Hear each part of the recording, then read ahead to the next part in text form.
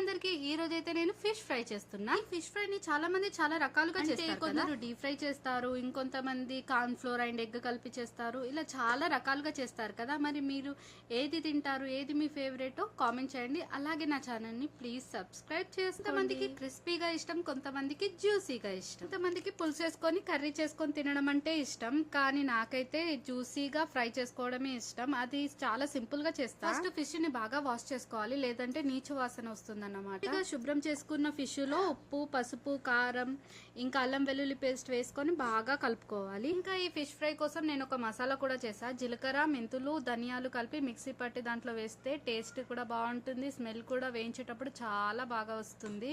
ఇప్పుడు పెనం పెట్టుకొని ఆయిల్ వేసుకొని వేడయ్యేదాకా చూసుకోవాలి.